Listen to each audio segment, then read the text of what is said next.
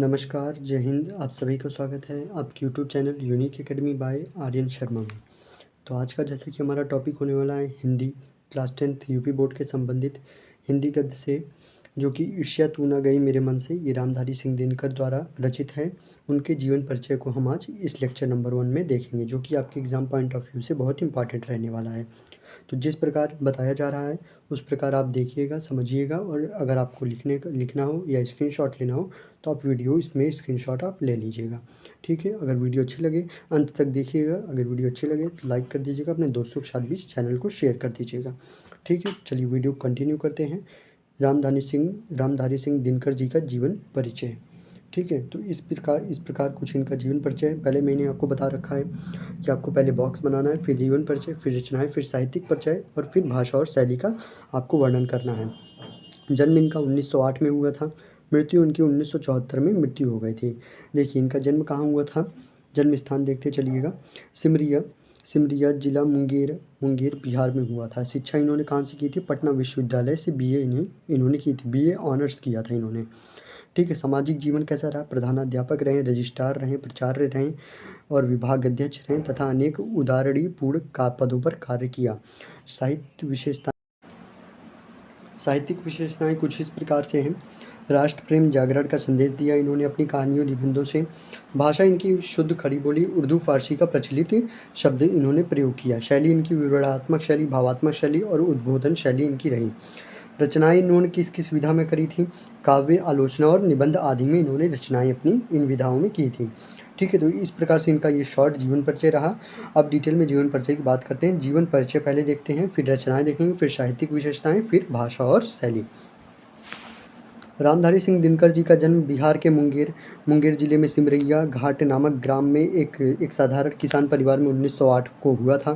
Primary तथा middle परीक्षा पास करने के पश्चात इन्होंने मैट्रिकुलेशन परीक्षा मेकामा घाट HE स्कूल से पास किया। ठीक है, पटना विश्वविद्यालय में इन्होंने बीए पास करने के उपरांत में मोकामा घाट हाई स्कूल के प्रधानाध्यापक हो गए। जहाँ से इन्होंने मैट्रिकुलेशन पास किया था वहीं के ये प्रधानाध्यापक हो गए थे।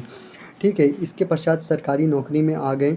फिर बिहार विश्वविद्यालय में हिंदी विभाग के अध्यक्ष पद पर आसीन हुए। 1952 ईस्वी में ये भारतीय संसद के सदस्य निर्वाचित हुए। कुछ समय के लिए आप भागलपुर विश्वविद्यालय में उपकुलपति भी रहे, मतलब ये उपकुलपति भी रहे वहाँ पे। तदंतर भारत सरकार के गृह विभाग में हिंदी सलाहकार के रूप में हिंदी की सेवा की।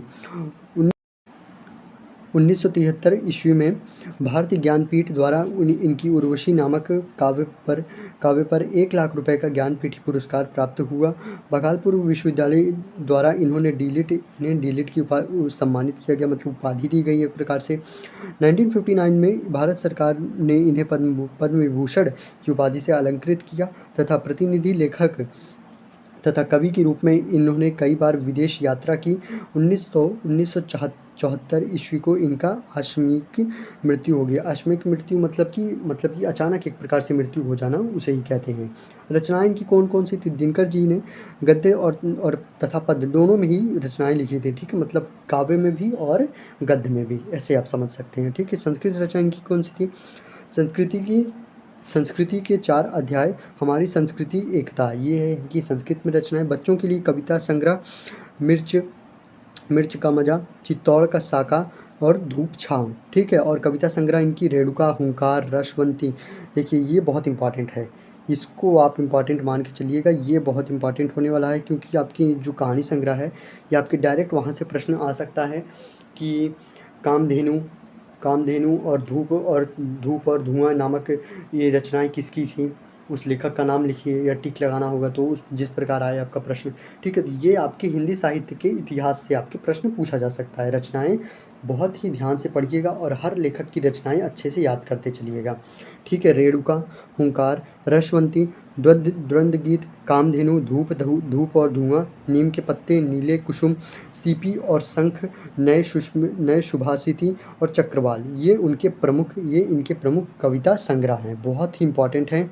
आप स्क्रीनशॉट लेना चाहें तो आप ले सकते हैं एक बार। फिर हम आगे और कंटिन्यू करते हैं। महाकाव्य हैं, इनके खंड काव्य हैं, वर्णात्मक काव्य हैं, वो सब चीज़ें भी आपको बताते चलते हैं। ठीक है। इधर देखिए जैसा कि इस प्रकार लिखा है, महाकाव्य इनके कौन से, कुरुक्षेत्र हो गया, रशीम रथी हो गया और उर्वशी।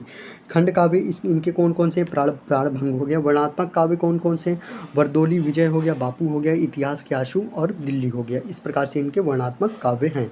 साहित्यिक विशेषताएं इनकी कौन कौन सी, बहुत इंपॉर्टेंट रहने वाला है। दिनकर जी की दार्शनिकता और निराशा से दूर हो सामाजिक चेतना को जागृत करने वाले कवि हैं। इनकी रचनाएं राष्ट्रीय भावना से ओतप्रोत रहती हैं, मतलब कि अपने देश के लिए लिखते हैं, देश की भावनाओं के लिए लिखते हैं, एक प्रकार से युवाओं के लिए लिखते हैं, एक प्रकार से आप समझ सकते हैं। इसको आप रीड करिएगा अच्छे से इसको समझिएगा क्या क्या बातें इसमें लिखी गई। स्क्रीनशॉट आप लेते रहिए, लिखना हो तो आप लिख भी सकते हैं वीडियो पॉज करके, ठीक है। और भी देख सकते हैं, कविता के साथ साथ छायावादोत्तर गद्य लेखन के रूप में भी दिनकर जी का अपना विशिष्ट स्थान है। यह एक सफल आलोचक, गंभीर विचारक और एक कुशल निबंधकार भी रहे हैं, ठीक है। अर्धनारीश्वर इनके ललित निबंधों का संकलन है, ये भी आप देख सकते हैं। भाषा और शैली मैं आपको पहले ही बता चुका हूँ। यहाँ पे आप जैसा कि यहाँ पे देख सकते हैं, भाषा और शैली आपको पहले ही बता चुका हूँ। विवरणात्मक, भावात्मक और उद्बोध और रचनाएं इनकी ये सब लिखी। भाषा देखिए, शुद्ध खड़ी बोली, उर्दू, फारसी और प्रचलित शब्द थे, ठीक है, जो मतलब उस ज़माने में प्रचलित आम बोलचाल में वो शब्द थे, प्रयोग करते थे। भाषा शैली एक बार और देख लेते हैं। दिनकर जी की भाषा साहित्यिक खड़ी बोली है, जिसमें कि संस्कृत और तथा संस्कृत के तत्सम शब्दों की अधीनता है। कहीं कहीं भाषा में उर्दू शब्द का भी प्रयोग हुआ है। इस प्रकार से आप ये पूरा रीड कर सकते हैं।